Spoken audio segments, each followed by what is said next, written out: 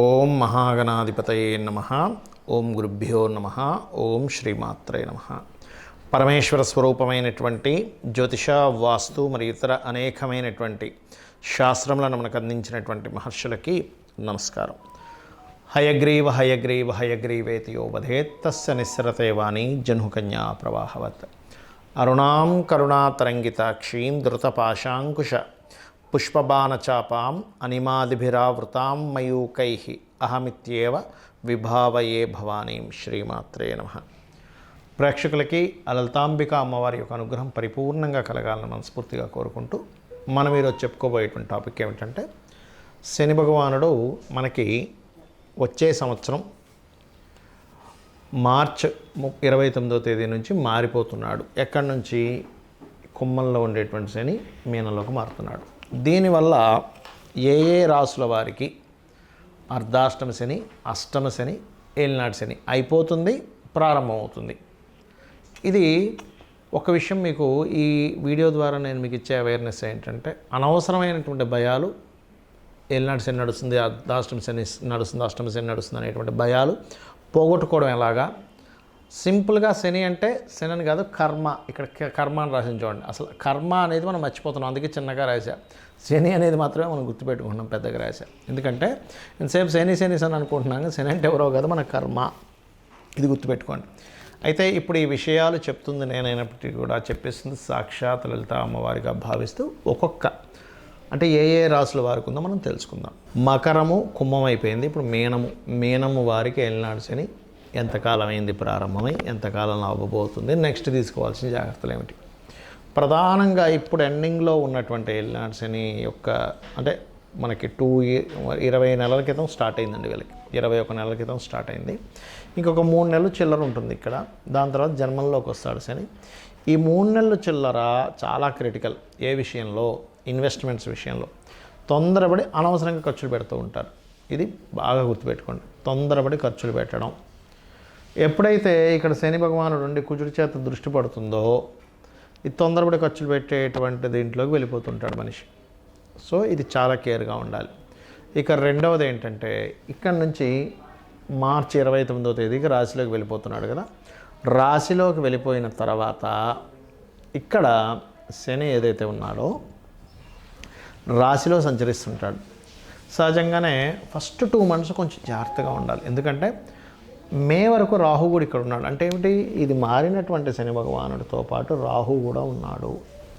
సర్వసాధారణంగానే ఏమిటి, ఇక్కడ రాహు ఉన్నందుకు తెలియని కొన్ని భయాలు ఏర్పడుతూ ఉంటాయి. కొంచెం డ్రింకింగ్స్కి, కొన్ని హ్యాబిట్స్కి, కొన్ని వ్యసనాలకు గురవుతూ ఉంటారు. దాంతో శని వచ్చేసరికి ఇంకొంచెం పెరుగుతాయి వ్యసనాలు. ఆ పర్టికులర్ మే ఎండింగ్ వరకు కొంచెం జాగ్రత్తగా ఉండాలి. వ్యసనాలకు ఏమైనా ఎక్కువ గురవుతున్నాం, మనల్ని మనం పరిశీలించుకోవాలి. ఎవరో చెప్పక్కర్లేదు. ఏమైనా ఎక్కువ అవుతున్నాయా, హెల్త్ ఏమైనా ప్రాబ్లం వస్తుందా, దీని మీద చాలా జాగ్రత్తగా ఉండాలి. కాకపోతే ఈ శని ఇక్కడ ఉన్నప్పుడు, రాహు ఇక్కడ ఉన్నప్పుడు, కేతువు ఇక్కడ ఉన్నప్పుడు మే వరకు అంటే ఆల్మోస్ట్ ఏప్రిల్, మే ఆ 2 నెలలు ఎట్టి పరిస్థితుల్లో మీరు వివాహ సంబంధించిన విషయాల జోలికి వెళ్ళకపోవడమే మంచిది. ఎలాగో మే తర్వాత మీకు 6లోకి వచ్చేస్తాడు లగ్నం నుంచి, ఆ రాశి నుంచి.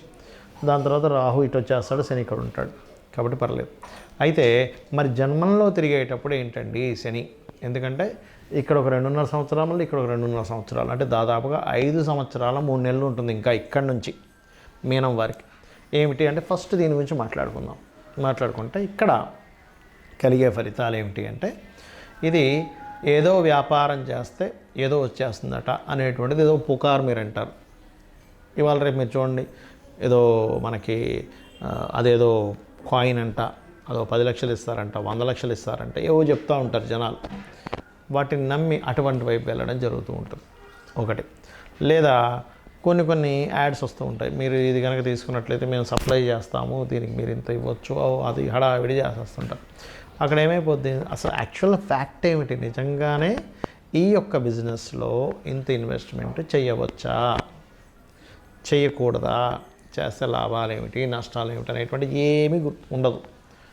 మీనంలో శని వచ్చాడంటే ఏమవుతుంటుందంటే, రాశిలోకి వచ్చేసాడు కదా, మనం దాని గురించి తెలుసుకోవాలన్నా ఇవన్నీ మనకి ఉండదు. తెలియకుండానే తొందరపడి ఏదో సంస్థలు పెట్టేయడం, ఇట్లాంటివి చేస్తుంటారు.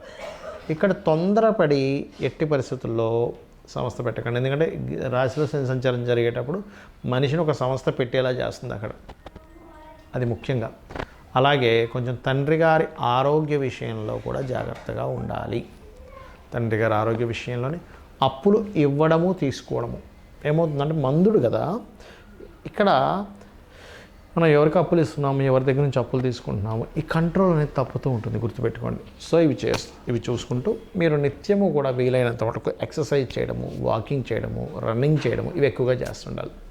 అప్పుడు మీకు శారీరకంగా, ఎందుకంటే ముఖ్యంగా రాశిలో జరిగేటప్పుడు ఏం జరుగుతుందంటే శరీరం మీద చూపిస్తుంటుంది దాని ప్రభావం.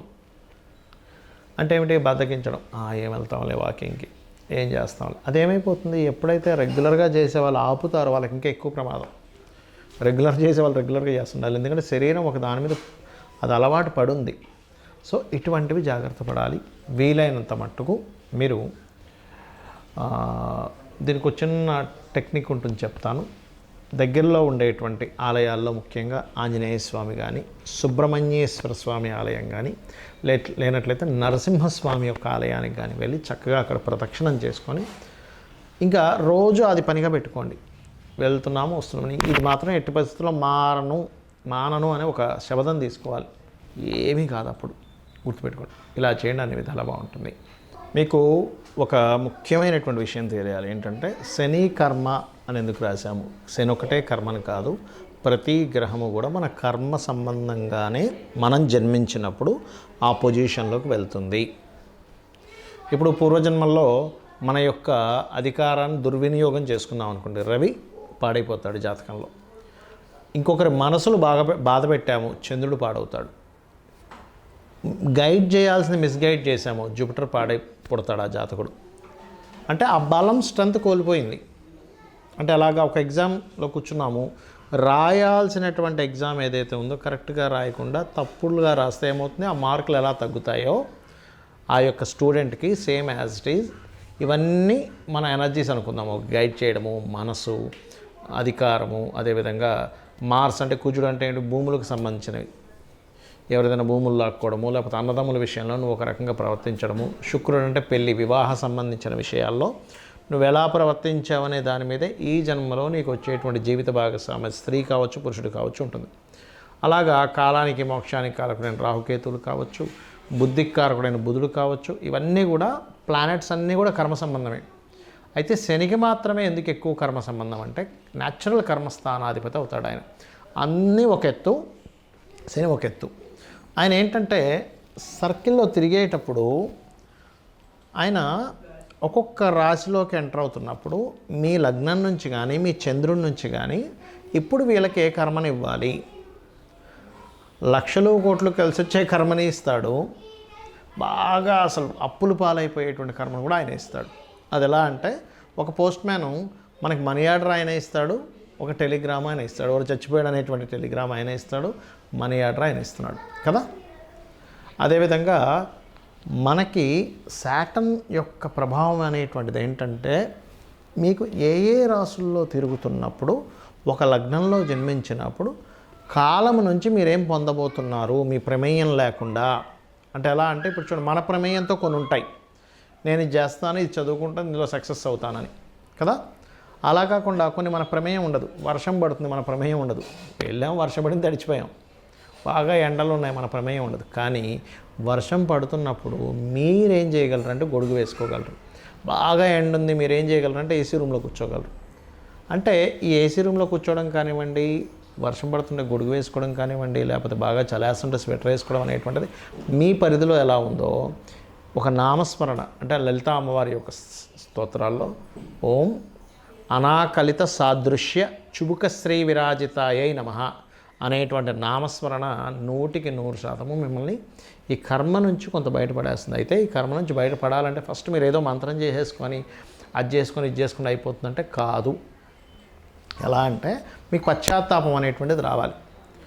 ప్రమోషన్స్ రావట్లేదు అనగానే ఫస్ట్ మీరు అర్థం చేసుకోవాల్సింది, ఓహో నేనేదో పూర్వజన్మల్లో ప్రమోషన్ వచ్చేవాడిని వెనక్కి లాగా చాడీలు చెప్పాను, ఒకడికి వస్తుంటే నేను తట్టుకోలేకేదో చాడీలు చెప్పాను, భాస్కర్ సార్ వాడికి ఇస్తున్నారు ఏంటి సార్, వాడు అట్లా ఇట్లా అది ఇది అని. ఎందుకు వాడికి రావడం ఇష్టం లేదు, వాడితో నాకు శత్రువు అయి ఉండొచ్చు, లేకపోతే వాడి ఒక రకమైనటువంటి అజ్ఞానంలో ఉండి నేను తప్పు చేసి ఉంటాను అని సూర్యభగవాను దండం పెట్టుకుంటే అప్పుడు ఈ కర్మకారకుడు ఎవరైతే శని ఉన్నాడో అక్కడ పశ్చాత్తాపమైనటువంటి దాని నుంచి మీరు రియలైజ్ అయ్యారనేటువంటి దాంతో మీకు ఆ కర్మ అనేటువంటిది తగ్గుతుంది, గుర్తుపెట్టుకోండి. అలా కాకుండా మనస్సు సంబంధించినటువంటిది ఏదైతే ఉంటుందో, మానసిక సంబంధించింది ఏదైతే ఉంటుందో ఇది కూడా సేమ్ అంతే. అంటే మీరు ఇప్పుడు ఒకటే సింపుల్ ఎగ్జాంపుల్ గుర్తుపెట్టుకోండి. మీరు ఏదైతే ఇప్పుడు అనుభవిస్తున్నారో వెరీ క్లియర్లీ మీరు గతంలో దీన్ని ఇబ్బంది పెట్టడం కానీ మంచి కానీ చేశారు. ఇదే క్లియర్. ఇచ్చే పని శనిదేవాన్ని. ఆయనకు పర్సనల్గా ఏ గ్రహానికి పర్సనల్గా మన మీద కోపం కానీ ద్వేషం కానీ ఇష్టం కూడా ఉండదండి, గుర్తుపెట్టుకోండి. ఇష్టము ఉండదు, కోపం ఉండదు, ద్వేషం ఉండదు. కేవలం అది వచ్చింది, ఆ రిజల్ట్ ఇచ్చింది, వెళ్ళిపోయింది అంతే. ఇప్పుడు ఒక పోస్ట్ మ్యాన్కి మన మీద ఇష్టం ఉంటే టెలిగ్రామ్లో ఉండేటువంటి మార్చేసి చనిపోలేదు బతికున్నాడని రాసేవాడుగా. అదేవిధంగా మనీ ఆర్డర్ ఎంత ఉందో అంతే ఇస్తాడు. ఆయన తినేయడు కదా, ఎందుకంటే ఆయనది కావు అవి, ఆయన ఇస్తున్నటువంటిది కాదు. మన కర్మ సంబంధంగా ఎవరైతే మనకు పంపించారో ఆ రిజల్ట్ని మనకి ఇస్తున్నటువంటిది. కాబట్టి ఏంటి, శనికి జపం చేసుకోవడంతో పాటు అసలు మీరు ఏ కర్మ వల్ల ఏ కర్మ అనుభవిస్తున్నారో ఆ గ్రహానికి కూడా చేసుకోండి. అంటే ఏంటి, ప్రమోషన్స్ రావట్లేదు, సన్ మానసికంగా ఇబ్బంది పడుతున్నారు, మూన్ అంటే చంద్రుడు, గొడవలు అవుతున్నాయి కుజుడికి, ఎందుకంటే కుజ సంబంధించింది ఈయన ట్రాన్స్ఫర్ చేసి ఇస్తున్నాడు మనకి. అదేవిధంగా బిజినెస్లో లాసెస్ అవుతున్నాయి బుధుడికి, ప్రతిదీ ఆటంకాలు ఏర్పడుతున్నాయి కేతువుకి, శనితో పాటు కేతువు కూడా చేసుకోవాలి. అదేవిధంగా ఇక్కడ అనవసరం భయాలు వస్తున్నాయి, శనితో పాటు రాహువు కూడా చేసుకోండి. వివాహం అవ్వట్లేదు, శనితో పాటు శుక్రుడికి కూడా చేసుకోండి. ఇలా ఏంటంటే రవి, చంద్ర, బుధ, కుజ, గురువు అంటే గురువులతోని సరైన గైడెన్స్ రావట్లేదు, లేదా మీరే మిస్గైడ్ అయిపోతున్నారు, అప్పుడు గురువు కూడా చేసుకొని శనికి కూడా చేసుకోండి. ఎందుకంటే ఈ మాట చెప్తున్నాను నేను మీకు. ఇప్పుడు మీరు చిన్న ఎగ్జాంపుల్ చెప్తాను, ఇది చెప్పి ముగిస్తాను నేను మీకు. ఇప్పుడు ఒక పెద్ద సంస్థ ఉంది, ఆ పెద్ద సంస్థలో మీరు జాబ్ చేస్తున్నారు. మీకంటే పై అధికారి మీకు ఒక నోటీస్ పంపించాడు, బాబు నువ్వు ఇది పరిస్థితి, నువ్వు జాబ్ మానేసాయని.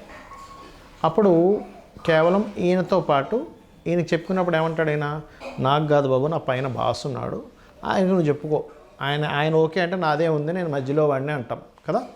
అదేం లేదు, నువ్వు బాస్ కనుక ఒప్పుకుంటే నాకేం పోయింది చెప్పు, ఆయన బాస్ చెప్పాడు కాబట్టి నేను చేశాను అంటాడు. ఆ బాస్ ఈజ్ మీ కర్మ. ఈ మధ్యలో ఉన్నటువంటి పర్సన్ ఎవరైతే ఉన్నారో శని భగవానుడు, అంటే ఈయనకు సంబంధం లేదు, ఆయన చెప్పాడు ఆర్డర్ చేయమని, ఈయన ఇచ్చేశాడు. అలాగే మీరు ఏదైతే కర్మ చేశారో పాస్ట్ లైఫ్లో, అది పైన ఉన్నటువంటి మెయిన్ ప్లానెట్, ఆ మెయిన్ ప్లానెట్ కూడా మీరు చెప్పుకోవాలి. వీటన్నిటిని ప్లానెట్స్ని రూల్ చేసేది ఎవరు, అమ్మవారు. అందుకని అమ్మవారి యొక్క పాదాలు పట్టుకోండి. మీరు చేసినటువంటి తప్పిదాలు ఏవో ఉంటాయి పూర్వజన్మలో, తెలుసు తెలియకు అజ్ఞానం ఏదో చేస్తాం, చిన్నతనంతోనో ఈర్షతోనో ద్వేషంతోనో, అవన్నీ తల్లి నేను అవన్నీ తప్పుదాలు చేశాను, నన్ను క్షమించు అని అమ్మవారి పాదాలు పట్టుకొని మీరు కనుక ఓం అనాకలిత సాదృశ్య చుబుక శ్రీ విరాజితాయే నమః అని చెప్పి చేసుకున్నట్లయితే మీకు ఎటువంటి దోషాలన్నా సరే తొలగిపోవడం జరుగుతుంది. పశ్చాత్తాపంతో చేయండి.